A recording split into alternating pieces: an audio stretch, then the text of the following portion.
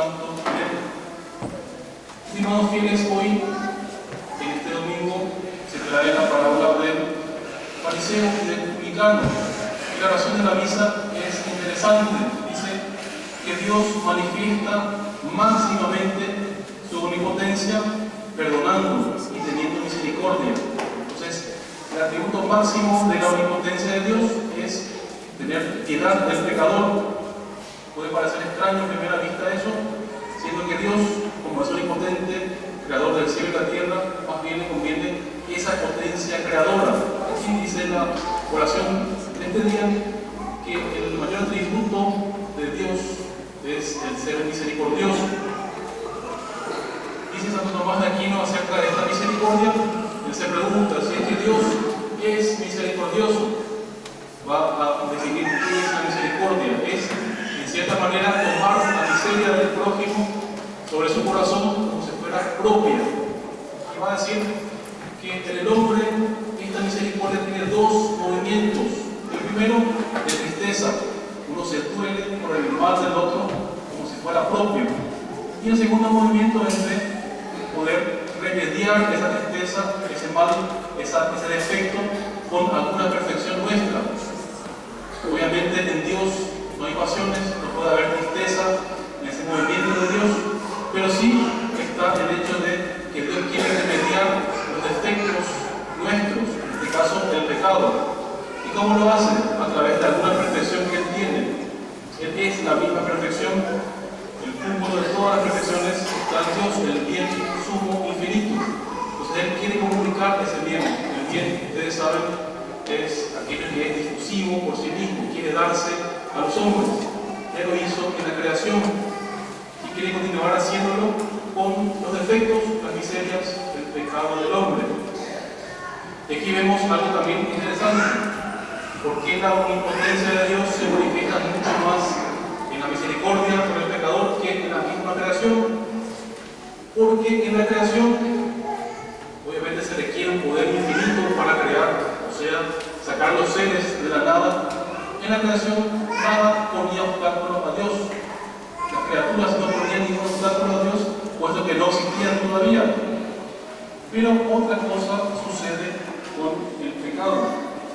Cuando Dios quiere perdonar, quiere ejercer misericordia, hay obstáculos para vencer esa miseria del pecado. Y Dios tiene que usar, en cierta manera, de una potencia infinita para quitar los obstáculos del pecador. Son dos los principales. El primero, Dios tiene que vencer el obstáculo propio, que es la exigencia de su misma justicia. Está entre el perdonar al pecador y exigirle reparación por lo que hizo. Parecen opuestas a primera vista estas exigencias. Y también está el otro obstáculo que es externo, que es la voluntad del pecador, que se ha vuelto mala y se ha aferrado a aquello que lo tuvo como su fin último. El pecador que peca mortalmente elige la criatura como si fuera su fin último. Dios tiene que vencer esa voluntad mala, convertirla en buena.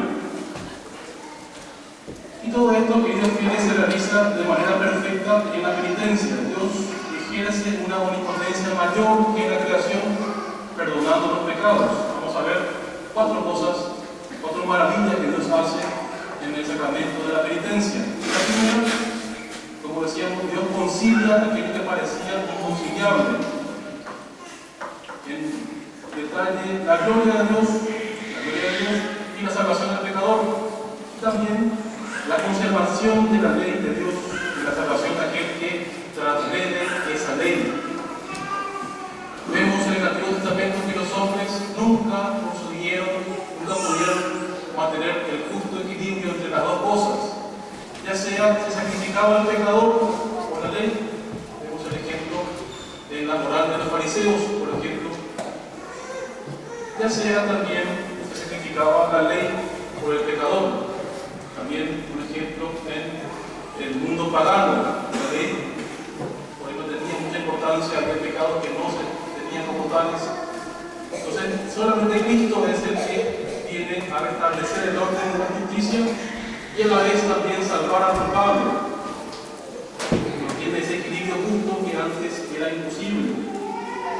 Pero no se detiene en eso.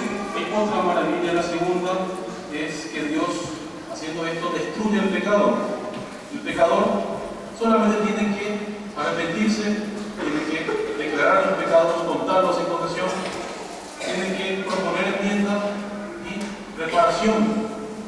Además, Dios, además de destruir el pecado, le da la gracia para arrancar de raíz los males del alma. Y eso en segundo lugar. Entonces Dios consigna sus intereses, Dios también destruye el pecado. Dios, en tercer lugar, hacia otra maravilla, cambia la voluntad del pecador. De mala que era, la hace buena.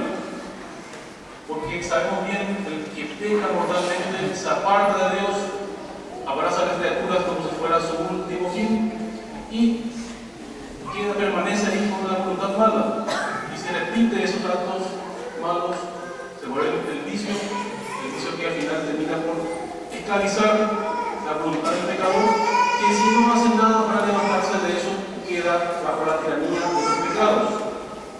Entonces Dios, que es omnipotente, ve el alma endurecida de los pecados. Solamente Dios puede cambiar esta situación. Él da a nuestras almas débiles el valor de romper con el mal, transformar la voluntad que era mala en buena, hacer el injusto justo, también cambiar el vicio en virtud, dejar el amor propio y poner el amor en Dios. Y eso lo vemos a menudo en las confesiones. A veces nuestra confesión es muy floja, nuestro arrepentimiento no es tan sincero. Vemos que hemos ofendido a Dios, pero en el sacramento de la confesión se eleva nuestra confesión, que a veces es floja, a un grado sobrenatural, casi infinito. Y ahí Dios puede perdonar, quitar el pecado, que es el obstáculo que está en nuestra voluntad. Por último, Dios hace otra maravilla, que es aprovechar las caídas mismas como fuente de méritos para nosotros. En primer lugar, Dios devuelve al alma todos los méritos que habían sido muertos, mortificados con el pecado mortal. Le devuelve toda la dignidad del pecador, pero todavía más, hace que los pecados se vuelvan causa de actos virtuosos. Ya en la confesión se puede verificar eso, por ejemplo, actos de humildad, de arrepentimiento, de propósitos de enmienda, de amor a Dios, de confianza en la bondad del corazón de Jesús, de súplica para no volver a caer. También el propósito generoso de la enmienda, el odio al pecado que eso genera, etc. Un montón de virtudes que uno practica en la confesión. Y una que es la principal de todas, que es importante aclarar, el conocimiento de uno mismo. Uno en la confesión hace un examen detallado, debería hacer un examen bien detallado y ver en qué circunstancias cayó, cómo fue que no venció la tentación, cómo fue que se puso en la ocasión del pecado. Uno debe aprender de las caídas y sacar sobre todo conocimiento propio para no volver a caer en las mismas faltas. Entonces Dios hace eso, como decía San Agustín, que te conozca a ti y que me conozca a mí mismo, no veniste, no veniré. Finalmente, Dios, todo lo que hace con el pecador, al perdonarlo, lo hace con una gran generosidad. No pone límites al número de pecados ni a la gravedad de estos. Por enormes que sean, Dios perdona todo. Si es que, claro está, el pecador está arrepentido y propone no caer más en esos pecados, que no sería un arrepentimiento falso, sería también sacrílega e inválida la confesión. Así que, queridos fieles, meditemos en esta verdad, que es misteriosa. Dios manifiesta mucho más su omnipotencia perdonando las miserias que creando el universo. Dios tiene que de alguna manera recrear el primer plan de la creación que se malogró con el pecado de Adán. Ya tiene que venir Cristo, tiene que venir a hacer una recreación. Tiene que enviar Dios su Espíritu y renovar todas las cosas, y lo hace en el sacramento de la confesión. Así que pidamos hoy especialmente, por medio de la Virgen Santísima, la gracia de aprovechar bien este sacramento y recibirlo con mucha humildad como el publicano, que que reconocía sus faltas y se sentía él mismo indigno ante Dios.